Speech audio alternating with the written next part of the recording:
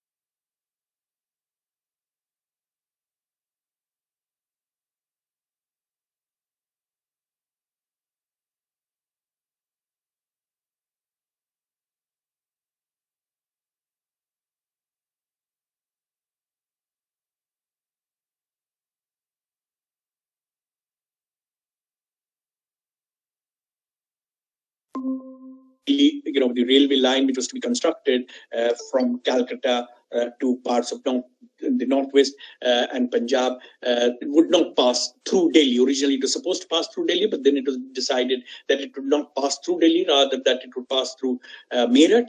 And even that sort of decision was reversed only in the early 1860s. So the point which needs to be borne in mind is that this was a city which did not have the necessary facilities. It didn't have that kind of infrastructure which could host such a massive spectacle. So what the British really had to do was to actually prepare that entire infrastructure. But there was another aspect of Delhi. Although Delhi had been, there was this massive destruction which had taken place in 1857, Delhi was also very much part of of colonial memory of 1857. So there had been, by the time you come to the 1870s, there are sort of the official narrative is already in place, and Delhi was an important site as far as the British reconquest of the empire in 1857, 1858 was concerned. So Delhi, Kanpur, Lucknow, Jhansi, these were seen as the most important sites associated in both popular memory, British popular memory, as well as in colonial memory, official colonial memory of what happened in 57, 58. So this narrative of how the heroism of British soldiers who were located on the height, on the ridge during the hot summer months of 1857 and the monsoon season of 1857, before they actually launched the major offensive of September 1857. That also was very much, that also sort of gave to Delhi a particular kind of importance as far as the colonial, the official perception of Delhi was concerned. So already by 1867 there was a memorial on the ridge. The ridge was seen as a sacred site, which was associated with the heroism, the bravery, the sacrifice of British soldiers during 1857. So although Delhi did not have that kind of infrastructure which could host a big event like this, yet it was rich in memories of the recent British past, memories of the reconquest of empire. So that gave to Delhi a special significance in terms of hosting such an event. Now, what really happened, and that is discussed in great detail in the article by Bernard Cohn, which I would request you to read, because that's a very important article and the only sort of detailed historical, sociological, anthropological study that we really have of this event. So I would request you to please go through that very carefully. Now, so the details are all there. I will not therefore be discussing all the details, except to point out two important things. One is that the site which was chosen in Delhi for hosting this event was located at the foot of the ridge.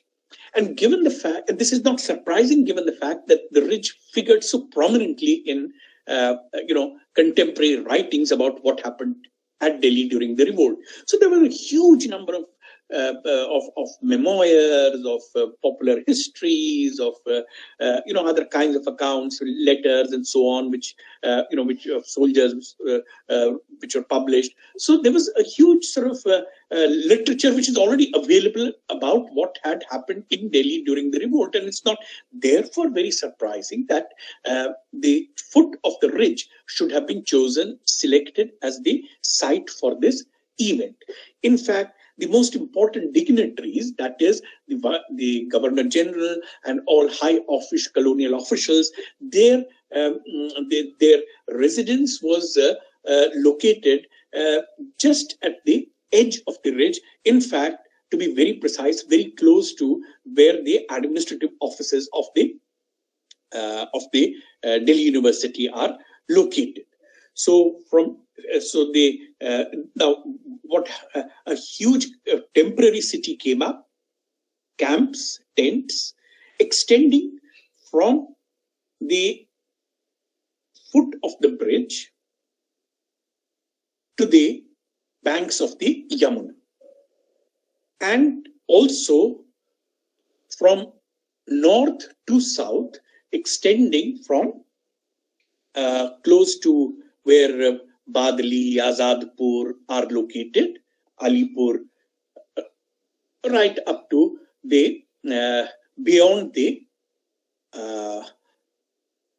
old fort or the Purana Qila, the area lying roughly between the old fort and Mehroli or the Uttam. So this entire area became a temporary city with camps, with tents, with large grounds which were prepared for holding this particular event, the main event, but also subsidiary events. And what is significant is that the main invitees to this event were princely rulers. So in a sense, this announcement was actually to be made to princely rulers who were supposed to be representative of the subjects of the Indian subjects of Queen Victoria. So they were supposed to be the most relevant audience. So this became, in fact, an occasion for inviting a huge number of princes to Delhi, especially those who were at the top of the hierarchy. I've already discussed how, this hierarchy and the ranking and the table of gun salutes, how that worked when we were discussing the princely states. So obviously, Hyderabad, Mysore, Baroda, they were the most important and most conspicuous dignitaries, the most conspicuous and prominent invitees. In fact, the ranking of a state in the hierarchy, in the imperial hierarchy, also determined where their camp would be located. That is, the most important of these states, those which ranked high in the imperial hierarchy, their camps were located close to the camp of the Governor General and other key British officials. And then it successively, the distance increased for those who were lower down in the hierarchy. So this was also a way of showcasing this hierarchy, the hierarchy of princely states. In fact, one could say that 1877 is a very important moment in displaying the kind of imperial hierarchy which the British had created for princely rulers, the kind of hierarchy they had invented, because this was a hierarchy which really was invented by the British, and a lot of systematization of that hierarchy was taking place precisely at this time. So a lot of discussion, as Bernard Cohn also points out, was around the whole question of the order of seating, because the order in which they would be seated would also indicate where they stood in the imperial hierarchy. So it is not therefore surprising. So in this huge huge amphitheater which was set up, which was prepared, and which was located roughly close to where, the center would roughly be where presently the Mukarba Chowk is located, beyond, a little beyond Azadpur. That's where the amphitheater was prepared. That's where this big ground was prepared for hosting this event. And there's a lot of detail. In fact, you could also look up this. There's an official history of this, which is easily available on the net, of the 1877 event. There was an official history of this also. If you want, I can send the link for this, and you can look up the details of this event. But it's more important to read Bernard Cohen's interpretation of these events, because that's an important kind of historical sociological study of the symbolism and ceremonial that is associated with the 1877 event. So there is this big amphitheater in which the Governor General or the Viceroy is seated on a dais, and with there is the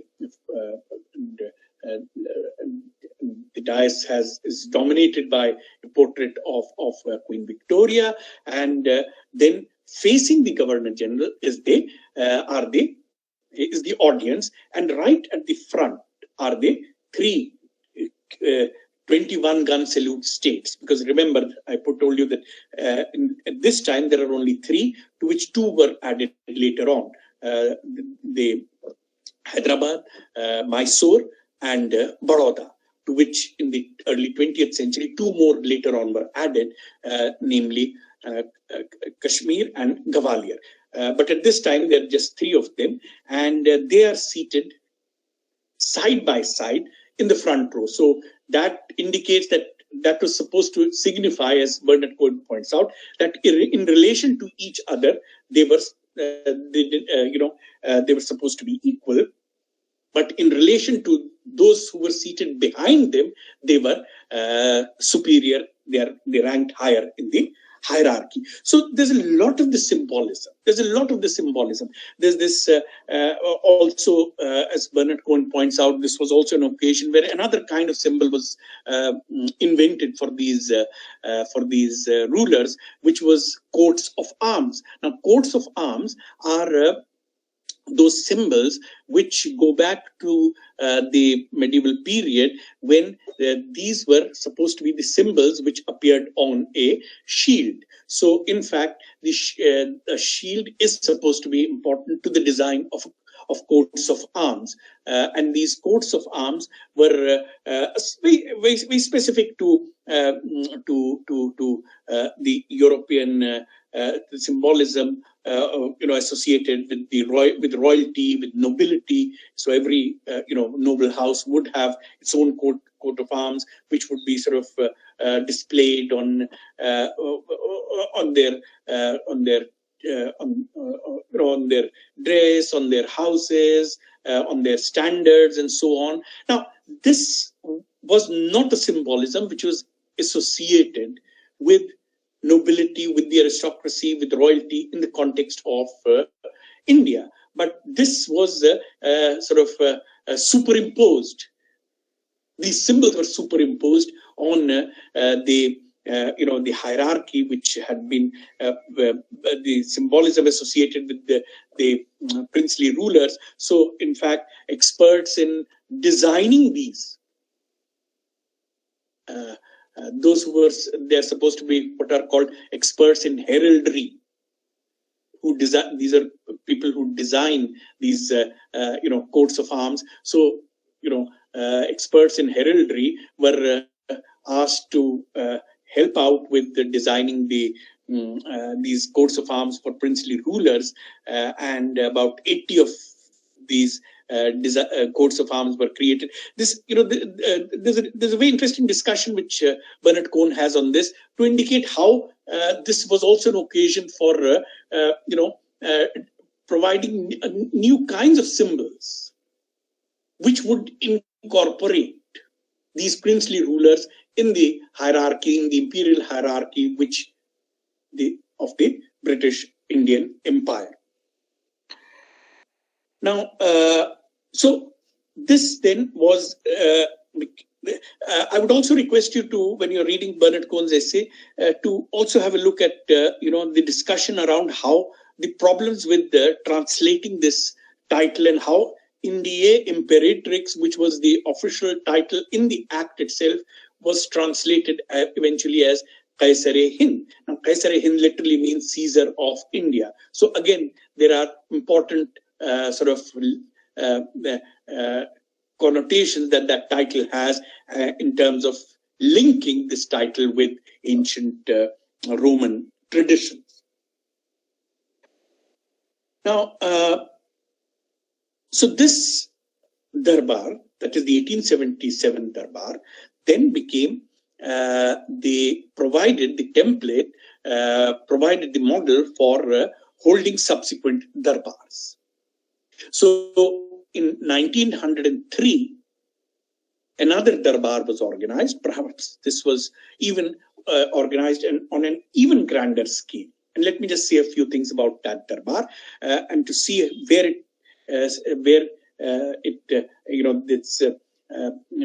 how it further reinforced the notion of Delhi as the imperial city. Not as one of the imperial cities, but as the imperial city of the Indian Empire. 1903, Calcutta is still the capital, but again Delhi is chosen as the site. Of course, 20 years down the line, Delhi is no longer the Delhi of 1877. It has developed, its economy is recovering, it has a railway, it's connected to the railway network. It's an important wholesale market for goods from Punjab, food grains also. So this Delhi is of 1903 is not the Delhi of 1877. But what is important as far as colonial officials are concerned, Lord Curzon was the Viceroy at this time, and the occasion for this Darbar was to announce the succession, to announce the coronation of Queen Victoria's successor. So Queen Victoria died in 1901 and was succeeded by Edward VII, who was a British monarch from 1901 to 1910. And the 1903 Darbar was intended to announce the coronation of Edward VII. So this then became an occasion for announcing to Indians that they now had a new monarch, a new king emperor. A new king emperor. So that was the occasion. So Curzon organized a huge Darbar. In fact, we know that Curzon closely studied the details of the 1877 Darbar and replicated the events on an even grander scale than had happened in 1877. Now, there are two things which I think it's important to emphasize. One is that the choice of Delhi was as an imperial city, and its image as an imperial city went hand in hand with another development, which was of course connected to the 1877 Darbar also, which is the memorialization, the commemoration of what happened in 1857. So very consciously, Curzon used this as an occasion also to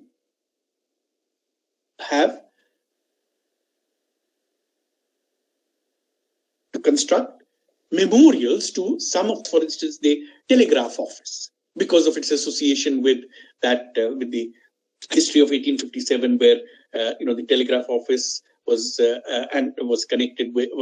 located where the armory had been, and that was blown up in 1857. So it became an occasion for memorializing that. And there were other kinds of locations which were also, including the Kashmiri Gate, which became part of this process of commemoration.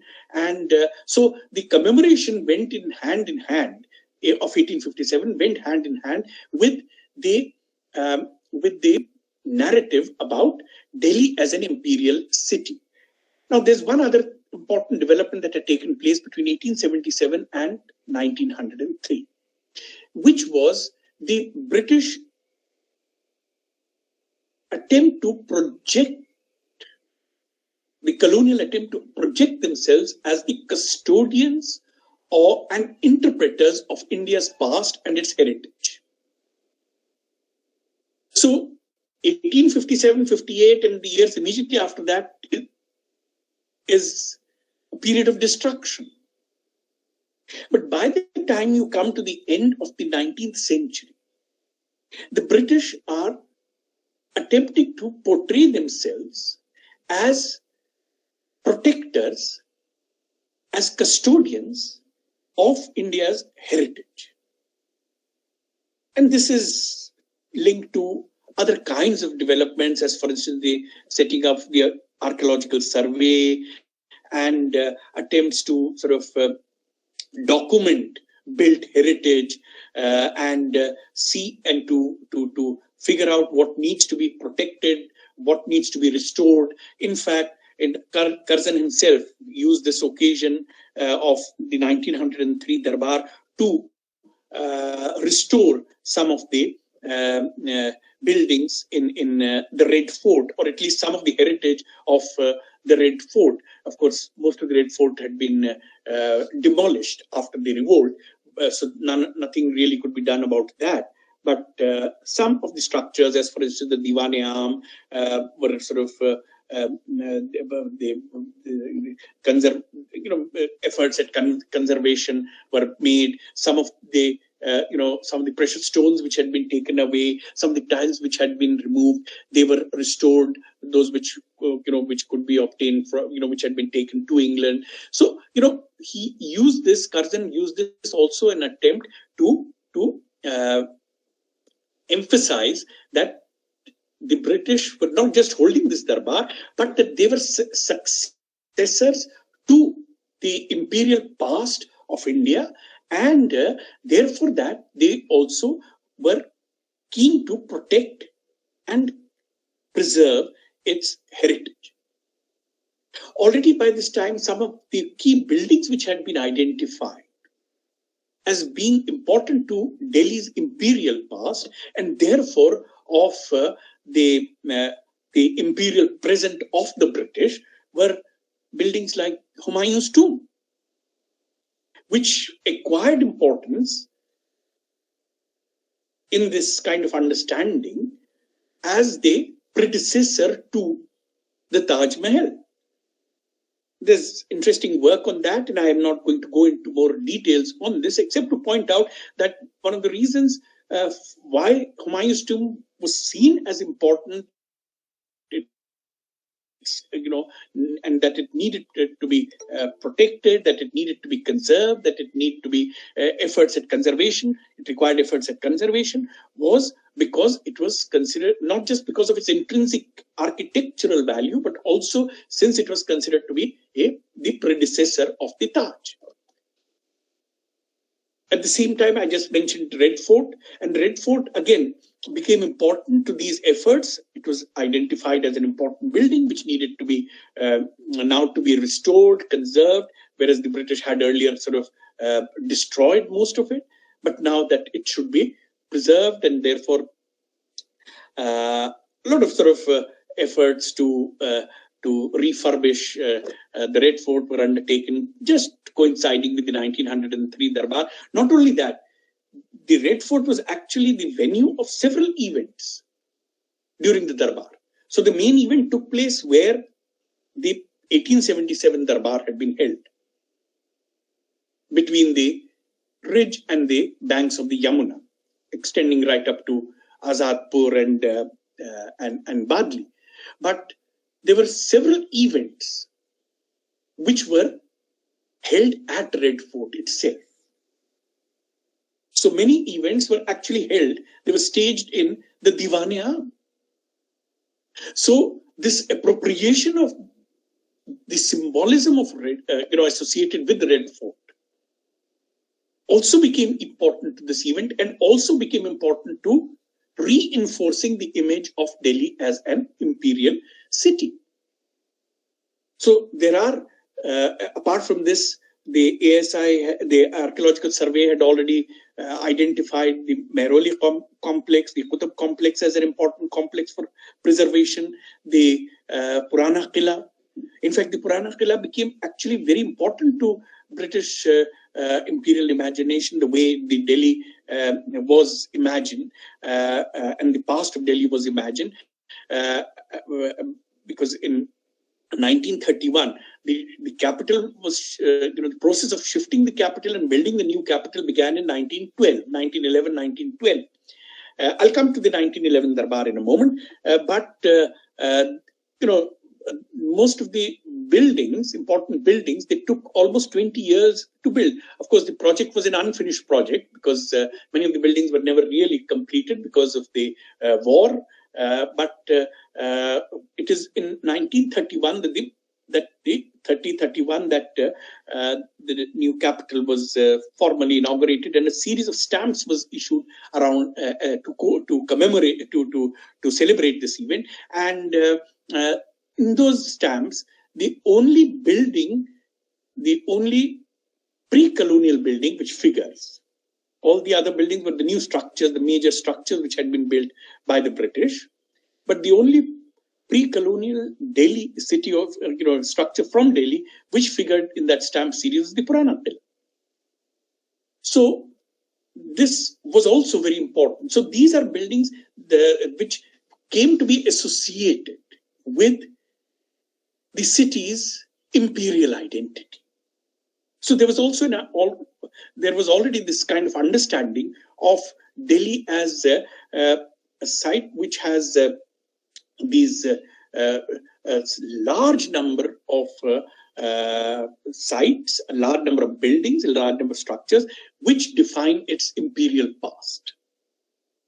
So, and this was something which was already there by the time you come to 1903 when Curzon organized his Darbar. Hence, it's not surprising that whereas the main events were held in the area in the northern part of the city,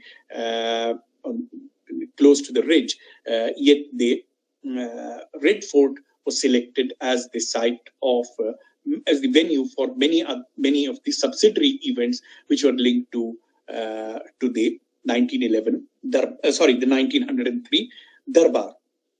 Incidentally, the administrative offices of Delhi University, which are heritage buildings. I'm talking of the office complex of the Vice Chancellor and the Viceregal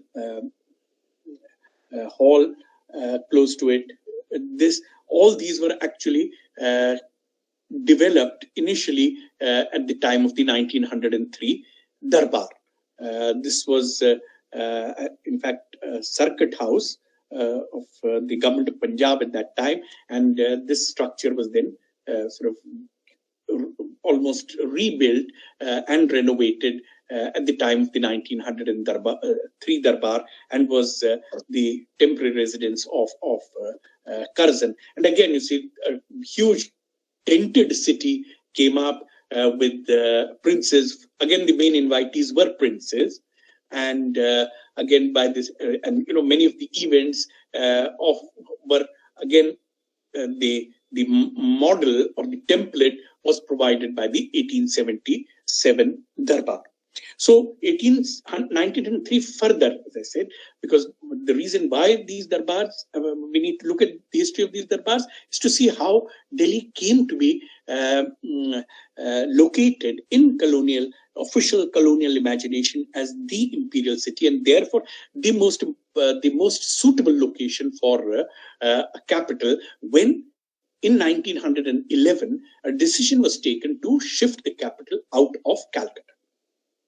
Now, there's a long history to why it was being, the British decided to shift this capital, including there are reasons which are related to the immediate political context, which is the Swadeshi movement, and the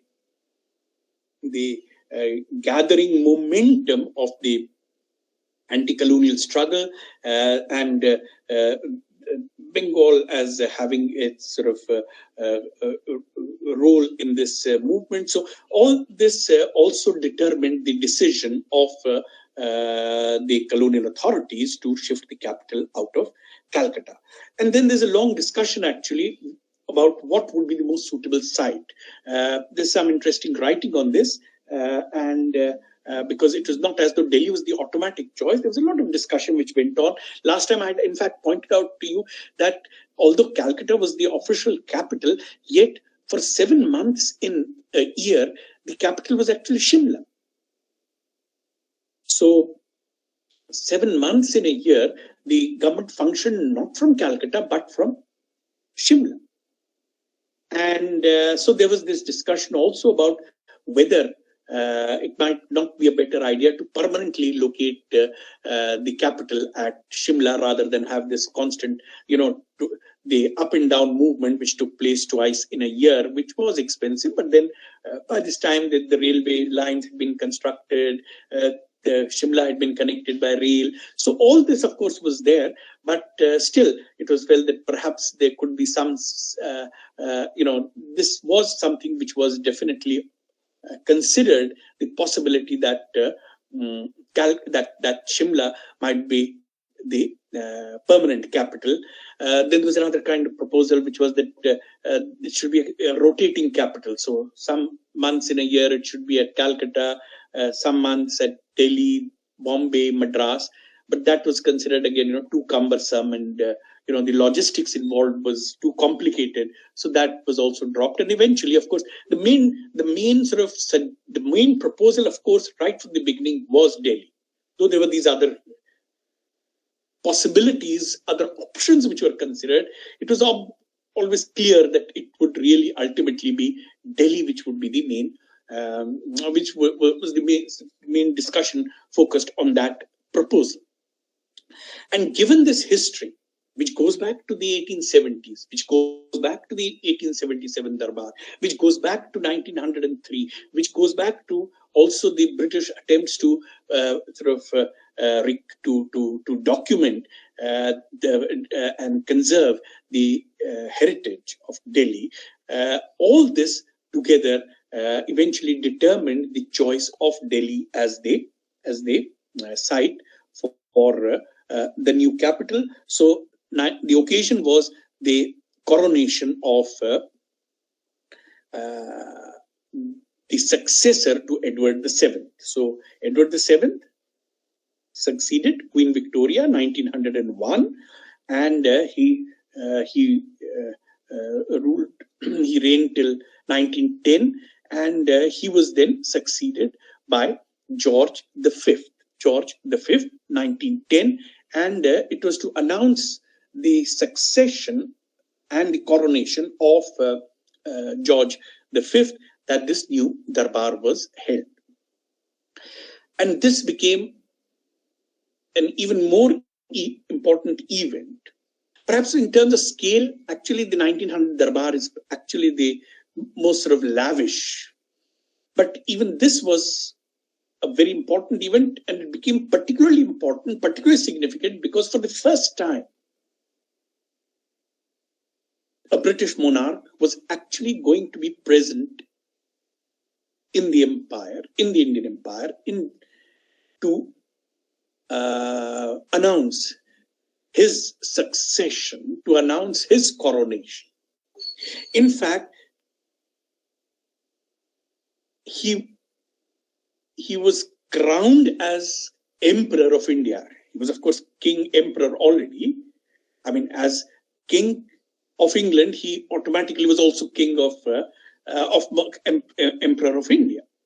But a special ceremony of his coronation as King Emperor, as Emperor of India, was also performed while he was in India.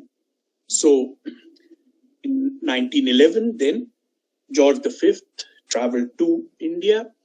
He traveled from Bombay to Delhi, and was then there was this big grand sort of darbar which was organized. The Governor General at this time was Lord Hardinge, and so it was Hardinge who again sort of went back to look at what had happened in 1877, 1903, and again the site of the venue of most of these events was the area lying between the ridge and the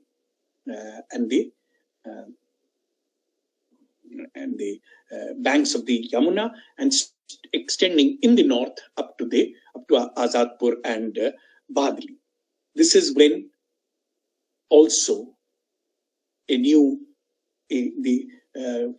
not only was George V crowned as Emperor of India, or as King Emperor, but he also made this official announcement of the decision to shift the capital from Calcutta to Delhi. And close to the university campus, you still have that complex which is known as the Coronation Park, where this so-called foundation stone of the new capital was laid. That's why the road which extends from the ring road to the Coronation Park came to be known as Kingsway. The camp was added later because that had a huge refugee camp later on. But Kingsway is that's why it's known as Kingsway. So this then became an important location. Now, again, what needs perhaps to be noted is we are not going to go into the whole question of the way in which the new capital was designed and so on, because our main focus here is on the way in which Delhi came to be perceived as an imperial city, as the most appropriate site for a new capital. So that is the historical process we are looking at. And if one were again to, it's important to note that many of the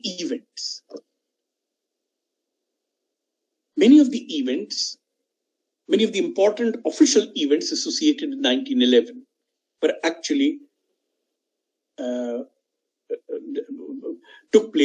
were organized in the Red Fort. So the Red Fort remained an important venue for this event. In fact, if you do a Google search, you can see very easily, you can locate this photograph of George V and Queen Mary, who are seated in the Red Fort, close to where close to the Diwan-e-Khas, and in a kind of there's this balcony which projects overlooking the ring road, and they were seated over there with people on the plain below giving. I mean, this was a replication, in fact, of the tradition of a Jharoka Darshan. So from the Red Fort, they were giving darshan to their subjects. So you can see again how all this symbolism, it includes or it incorporates a lot of the symbolism associated with imperial and royal traditions as borrowed from India's past and as interpreted by contemporary British officials. So this then eventually, of course, the capital was eventually, of course, built not close to where the foundation had been laid, but eventually it was decided to build it south of Shahjahanabad, and that's sort of a story which is fairly well documented. There's fairly well researched, Latins and so on, and their role and the architectural symbolism, which we needn't get into over here. But I do want to point out again that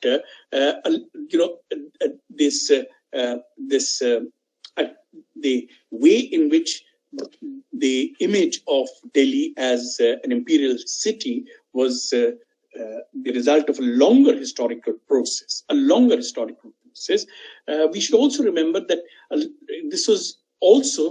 this went hand in hand with another process, which was that of commemorating 1857, which also was so important to the colonial imagination of Delhi, and the heroic role supposedly which the British soldiers had played in 1857. So this then is what, and already by the time you come to 1903 or 1911, there are certain sites. If you look at guidebooks, contemporary travel guides, as for instance, the most well-known of this was the guide which was published by John Murray, which was very, very extensive. And if you look at Murray's guide, or if you look at some of the other contemporary sites, you will see how this entire story of Delhi's past was closely sort of linked up to the story of British presence in Delhi, and that was again something which reinforced the connection between India's imperial past and Britain's contemporary imperial role. So we'll stop over here, and I've already sent you the readings. If you're interested, I could also send you this article by Professor Gyanjot Lahiri on commemoration associated with 1857. But I think you need to focus on Bernard Cohen's essay, which would be useful for an understanding. I also sent that other reading on the Imperial Darbars, Julie Cordell's essay. So I think those readings should more or less suffice for this theme. Of course, there's a lot